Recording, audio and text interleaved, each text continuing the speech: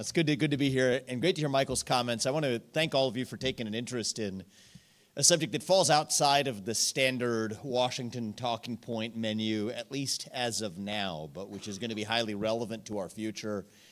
And frankly, I'm grateful to President Trump for being the first president in modern history that has taken a serious interest in the future of really all of the sectors in the future, but including Bitcoin and the future of related crypto policies. And I think that part of the golden age for America will be a golden age of not just Bitcoin, but thoughtfulness about our approach to the future of Bitcoin. And that's part of what the Bitcoin Policy Institute is opening up today, is dialogue around an important subject that we, I think, have not yet wrapped our heads around as policymakers. And I want to say thank you for the invitation today. It's why I wanted to be here. Now, I'm going to approach this discussion from a little different lens than Michael, whose tail end of remarks I just heard. I think he did a fantastic job. A little different than the standard case you might hear for the accumulation of a Bitcoin strategic reserve or stockpile. You could define these terms differently. That's a little bit more generalizable. It's not grounded on a bullish view on Bitcoin, though I do happen to own Bitcoin and I'm bullish on Bitcoin. Doesn't have to do with even thinking about the national strategic position of the United States, as you just heard from Michael Saylor, and I agree with a lot of what he said. But it's a different vantage point altogether, grounded in the principle of capital discipline. I'll tell you what I mean. For the last decade and a half, we have operated in an era of easy money. This isn't a controversial statement to make. We have lived in an era of money raining from on high like the Federal Reserve, like manna coming from heaven, or sometimes, as I might have described it, showering a room full of cocaine addicts with cocaine. And what that has done is it has suspended the usual conditions of decision-making by any institution, by a federal government, by a state government, by a corporation, by a nonprofit, by a foundation. Usually these institutions operate under conditions of capital scarcity. And there's a complicated way of just explaining what I'm about to describe. I'm going to go with the simpler way. I have an old principle that said that if you can't explain it to a ninth grader, you probably don't understand it yourself. So we're going to go with the simple way today. Under conditions of capital scarcity, an institution has to make a choice of how it allocates its capital. Do I spend it on project A, or do I spend it on project B because my resources are finite? Perhaps that is a biotech or pharmaceutical company. It's my background as an entrepreneur before I entered the field of public life. Am I going to spend it on this particular drug for, I don't know, endometriosis, or am I going to spend it on this particular other alternative drug for the treatment of a rare genetic disease? Perhaps it's where you might expend your resources as an energy company. Am I going to explore for more oil and gas here, or am I going to spend more on a refinery project over here? It's the basic questions of capital allocation under times of scarcity. What happened over the last 15 years and the aftermath of the 2008 financial crisis and the low interest rate policies that persisted for about a decade and a half is that capital effectively became free to everybody because of the policies adopted not only by the U.S. Federal Reserve, but by central banks around the world. Under conditions of capital scarcity, you no longer have to decide between project A and B because functionally, you can just pursue both of them at the same time. Now that led, particularly in the case of government behavior, to a level of overspending, government overspending, that created the inflation that began to kick in over the last couple of years, which instead then created a different response from the Federal Reserve and likely from other central banks around the world to raise interest rates and to exit the period of infinite capital for each of these institutions. And so what's going to happen, in the same way that we had a persistent period of infinite capital, of the absence of capital scarcity, we're now going to enter a new, and I believe even more persistent era of scarce capital once again. It's going to have a disciplining effect on every institution, from the private sector to the public. And that means that institutions, from nonprofits to companies to state governments to a federal government, are going to have to reconsider, what is my hurdle rate for a given project? What is my opportunity cost capital? Where else could I be parking this money? At what rate of return? And to compare that to the internal rate of return on a different project that I might pursue. I'm going to give you the simple version. Of this. In a simple version of the world, I would break it down into two categories of projects that a company, a nonprofit, a state government, or a national government could pursue. We'll consider areas of capital investment, and areas of high-risk capital investment. Now, of course, this two-category model is false. It's a continuously varying spectrum of risk, but for the purpose of simplicity, consider it this way. There's low-risk, let's say you're a company. There's a low-risk project you could pursue and a high-risk project you could pursue. What ought to be your hurdle rate of return for a low-risk project as a corporation? The default is a U.S. Treasury. You could think about the default is a U.S. Treasury. You could think about the duration, 3 months, 10-year, whatever it is. Right now, 10-year U.S. Treasuries are yielding what? Somewhere between, give or take, over the course of the next year, 4 to 5%. That's your hurdle rate of return. To say that as a company, I'm sitting on a safe, functionally, we hope it is, risk-free instrument for the long run and collect 4 to 5%. So if I'm going to take on a different project internally, even a low-risk project at my company or my nonprofit or my institution, it better earn more than 4 to 5%, or else I would rather just leave it parked in the low-risk instrument. That creates, again, a hurdle rate for risk-adjusted return that we didn't have under conditions of infinite capital over the last 15 years. This is a new calculus that's really been traditionally the business decision that's back now, again in the United States. What about for your hurdle rate for a higher risk project? That's really the question at issue. There isn't today standard for what your hurdle rate ought to be. There's a lot of mumbo jumbo in financial theory about, well, it should be the LIBOR or the U.S. 10-year Treasury rate plus some arbitrarily derived rate of return, plus 5%, plus 500 points or whatever it is. It's really just economic mumbo jumbo.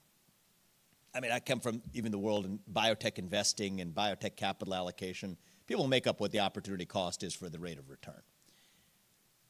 I believe that in the next 10 to 15 years, in the new era of scarce capital, where we are in need of institutions in need of identifying what their hurdle rate of return is going to be, for low-risk projects, it is and ought to be the 10-year Treasury yield. But for higher-risk projects that any company or any other institution contemplates, I believe the expected long-run rate of return on Bitcoin will set the hurdle rate for internal capital investment. And the reasons why are clear because they're tied to the inherent attributes of Bitcoin itself. It has a fixed supply defined by a mathematical formula. As I've often said in other contexts, God is real, math is math, and pretty much everything else is negotiable, at least subject to change over time. Think about alternative hurdles of what you might use as your rate of return, even other commodities, even gold. We could think about the supply as really being variable over a long enough time horizon, the amount of gold we might discover on planet Earth. In an era of interplanetary exploration, sounds like kooky stuff to talk about, but just think about it very pragmatically. As we eventually at least reach and eventually maybe even colonize other planets, I believe it is more likely than not that we will discover large reserves of gold, AU, on the periodic table, same as we will of other elements on other planets as well. The supply of gold, let alone even the cost of storing it, are unlikely to be fixed. You're not going to find Bitcoin on another planet because it's not defined by the laws of nature, which our understanding of them continues to evolve and change anyway. It's defined by the laws of math, on which our understanding over time, because it is fixed in a way that's not subject to changing constraints in the natural world. So back to the question of when you think about what ought to be your hurdle rate of return for higher risk projects as a company, as a nonprofit, as a state government or a federal government, I believe we're going to see the emergence of Bitcoin in a way that we haven't in the last 10 years. Why haven't we seen it in the last 10 years? Because we haven't needed hurdle rates in the first place. We haven't needed hurdle rates for low-risk projects. We haven't needed hurdle rates for higher-risk projects. That is now rapidly changing. Now, against the backdrop of what I've laid out, you could ask the question of, why have you limited this to be a hurdle rate of return for higher-risk projects than for lower-risk projects? Shouldn't Bitcoin just be the hurdle rate of return for everything, period, rather than the U.S. Treasury? And this is where, I guess I would draw on one of my experiences is if you care about somebody, you tell them the truth, and if you care about yourself, you tell them what they want to hear. I care about this community, and I consider myself part of it. I'm going to give you my perspective of the truth. And sometimes we get a little bit ahead of our skis in the Bitcoin world or the pro-Bitcoin world, in that right now we're not operating against a backdrop of where any institution really, or say for a really small number of institutions, we just heard from Michael Saylor, so I can't say no institutions, but almost no institutions have adopted or tethered any component of their hurdle rate of capital return to the Bitcoin standard. We're not going to a world where it is automatically tomorrow going to be, now that's going to be the sole rate of return that we're going to compare any other project to. 10-year treasuries are going to be the standard for assessing low-risk allocations of capital. But I think it would be a seismic step forward, and I think it is going to be a seismic step forward to say that even though the volatility of an asset like Bitcoin is obviously much greater than that of U.S. Treasuries, so too has been the rate of return on Bitcoin over the course of the last 10 years compared to those Treasuries. For the higher risk, higher return stratum of where you measure what your hurdle rate is for your rate of return on a project, I believe Bitcoin will emerge as that new standard. And if you believe that, as I do, I think that makes for probably the most compelling case for any institution, governmental to non-governmental, to for-profit to non-profit, holding some level of a reserve of Bitcoin. It helps to be bullish on it for the long run because you believe that asset's going to appreciate. But what it does is it tethers your institution's behavior under conditions of capital scarcity to something of fixed supply that has a fixed store of value that's likely to go up over the course of time. That is a different case for actually holding Bitcoin, even if you're a corporation. So we're talking about this at the level of the national stockpile or the national strategic reserve. But sometimes the case becomes clearer if you even look at it in the case of a company. If your company's sitting on a stockpile of cash, you're going to hold a lot of it. A lot of them do today in the form of U.S. Treasuries. Very few of them are holding those reserves in the form of Bitcoin today. I believe that is likely to change. Why do I believe it's likely to change? I believe over time, companies and institutions tend to do what they should do, and if they don't, others are going to do the same thing and outcompete them out of business. This is where I'm actually intrigued and proud of where one of the companies that I founded, called Strive, has actually played an early role in beginning to help catalyze that change. Strive was a firm I founded several years ago to push back against ESG overreach in capital markets. And what you saw in corporate America was many companies were in that realm adopting policies that were hostile to their own self-interest. Energy companies producing less oil and gas, even under times where it would have been more profitable to do so in the name of environmental mandates. And what Strive did at that time, I give this to you as backdrop for what I'm about to tell you, was vote proxies on behalf of the assets that it managed in boardrooms of these companies, affecting the behavior in these boardrooms, against those ESG policies in favor of whatever policies maximized actual overall value for that corporation. At the time we began and embarked on that project, it was unthinkable that we would be where we are today, where peak ESG is in the rearview mirror just a few years later. A lot of that private sector efficiency, closing the inefficiency gaps, they close far more quickly than you'd ever expect from the benefit of the vantage point of a rearview mirror and the benefit of retrospect. I think we're going to see the same thing with respect to the corporate stockpiling of Bitcoin. Strive actually recently became one of the few, if not only institutional asset managers, certainly one of the few, that voted in favor of a shareholder proposal at Microsoft to be able to put Bitcoin on its balance sheet. And that feels to me about as contrarian today as it did several years ago to vote against the ESG policies in the boardrooms of companies like Exxon and Chevron.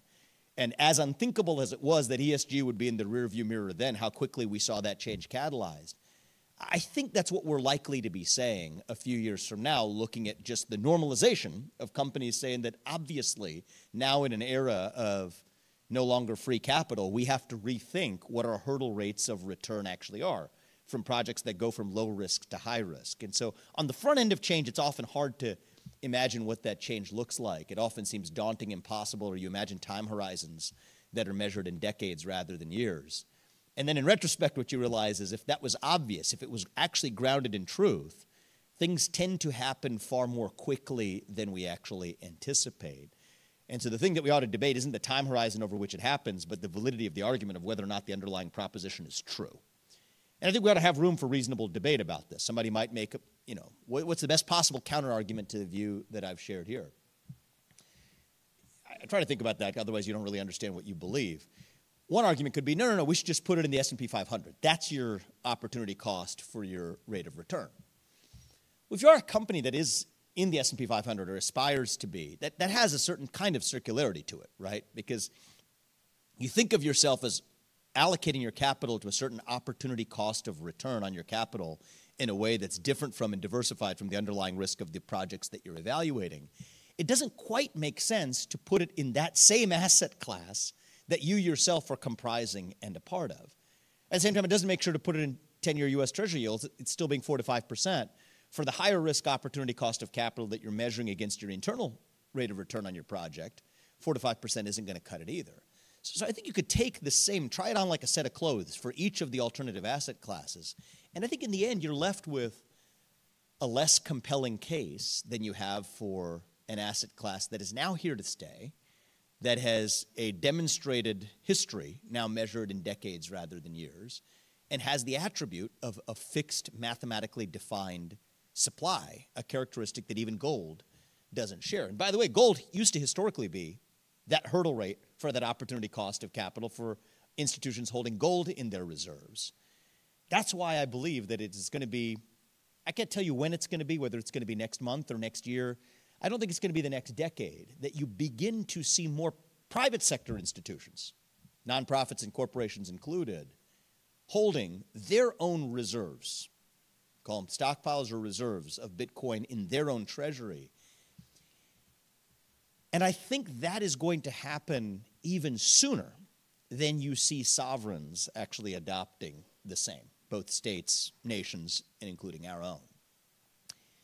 And the reason I say that is usually you see the sovereign behavior follow that direction in which the private sector is already headed on its own.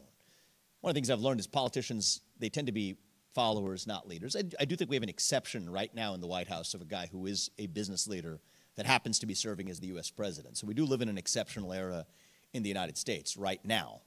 But as a general rule of thumb, I think people in Washington, D.C., I don't mean this as a slight, it's just a pattern of how history tends to work, take their cues from the private sector. Funny, people even look at decisions or bold decisions that were made, like Brown versus Board of Education, 9-0 Supreme Court decision that ended segregation in our schools. The little left out fact of that, even in the narratives here in D.C., is that was already, desegregation was already trending. It was already a horse that had left the barn. All the D.C., in this case not policymaker but court, came in with a unanimous decision to do was to put a stamp, its imprimatur, to finalize a trend that was already inescapably and irreversibly underway in America. Now, to bring it back to the realm from civil rights and desegregation to the realm of Bitcoin and financial markets, I think we're actually going to see basically the same thing in the realm that we're here to talk about today, is that private institutions, under this condition of capital scarcity, the renewed conditions, I should say, the normalized conditions even of capital scarcity, are going to take their cues from private sector actors that look themselves in the mirror and ask themselves, to be competitive, they have to now make decisions again based on what the opportunity cost of capital is or isn't. And it will only be the natural extension of that, the natural and unavoidable consequence that nations and states follow suit in making the same kinds of decisions for themselves.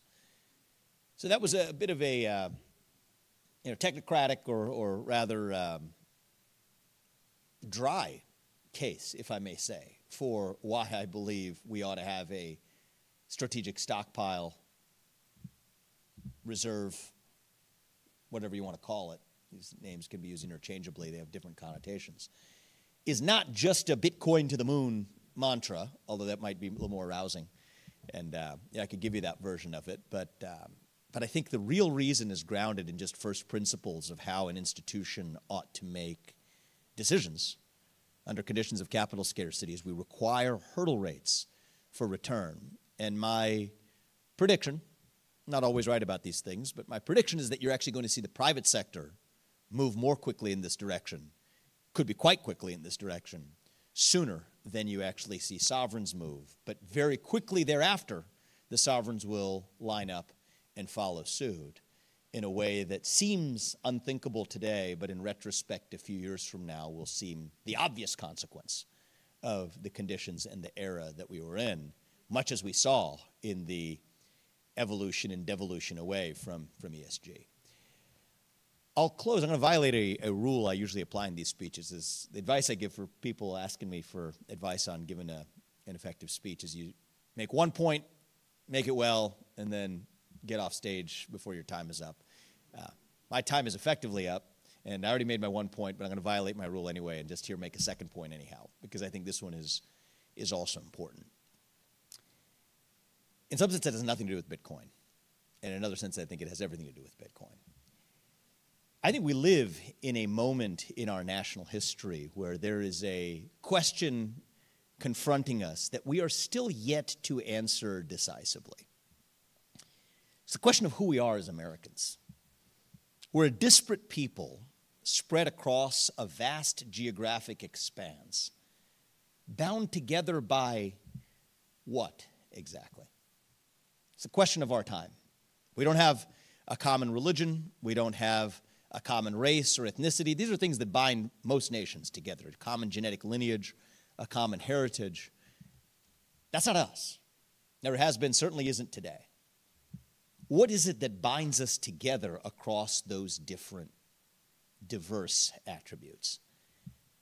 I believe it is a common creed, an ethos that binds us together as Americans. It is an ethos captured in the Declaration of Independence that set the country into motion 250 years ago. It is an ethos actualized, concretized in the U.S. Constitution, which I view as the greatest operating manual for a nation in human history. But it's more than just what the words are in the Constitution or the technical operating strictures of our founding documents.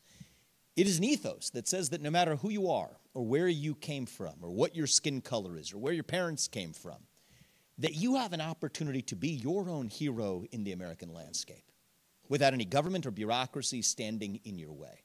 You could be a hero as a businessman. You could be a hero as an entrepreneur. You could be a hero as a national leader at the White House to a governor's mansion. You could also be a hero by being a cop or a police officer or a parent or a teacher or a dutiful son or daughter taking care of his elder parent in a nursing home, or somebody who just works hard for your family as a plumber and allows yourself to be the breadwinner for a family that gives your kids the American dream that's a better one than you had. That's what America is at our best. We're a nation founded on the freedom of every individual, no matter what your God-given gift is, distinct from every other person in the world, to use that unique God-given attribute to achieve the maximum of your potential in this country without a government or bureaucracy standing in your way. That, I believe, is who we are at our core. And we as human beings, we need the symbols that remind us of that from time to time. It is what I believe is in part codified in the symbology of the American flag right behind me here today. I think we live in a moment where we have lost those hero narratives, where those hero narratives for the next generation of aspiring heroes are missing. I believe that's what accounts for the growing epidemic of depression, anxiety, fentanyl, suicide. And against that backdrop, I don't want to oversell this or overbuild this up, but I think there's a role to recognize that ethos of America and the way in which that at least overlaps with the ethos of Bitcoin as well. I think Bitcoin and what it represents, more than as a financial asset, also helps fill that void, fill that hunger for a symbol, a reminder of what American greatness was all about. And I think it makes that in the national context an even more fitting asset to fill our national stockpiles and national strategic reserves with something that not only, most importantly, has the financial attributes that I laid out earlier, but even more importantly for the long run, also in a moment where we lack the symbols of reminding ourselves and our next future generations of who we are, helps to fill that void by embracing capitalism rather than apologizing for it, by embracing success rather than victimhood. We're victors, not victims. That's who we are. And as much as I believe that's the American creed, that'd be the creed that I would like to see embodied in the future of Bitcoin and I'll close with this, also the policies that are set surrounding not only the future of Bitcoin, but more generally, the future of crypto policy in America. I don't want to see us fall into a trap where we make the very mistakes in regulating and constraining and use crony capitalism to weed out and eliminate competitors. That's what you see in other industries. That's what you see through all of the course of human history and its interface between business and government. I think what makes the future of Bitcoin, and I'm not going to conflate them, but more broadly the future of crypto policy interesting and important, is that if the ethos of Bitcoin and the ethos of the character of the asset class we're talking about today is distinct and embodies the American spirit, then I want to make sure that we here in America don't adopt some of the same cronyist or market-limiting or competition-limiting forces that have tempted us in other regulated industries to use our future policy framework in the future of Bitcoin and crypto policy more generally to embrace those principles of freedom and competition without apology. And I offer that both as hopefully a note of inspiration as well as a note of caution as we enter what I believe is a new golden age, not just for America, but a new golden age for innovation in America. And I do believe that Bitcoin will be a critical and important part of it.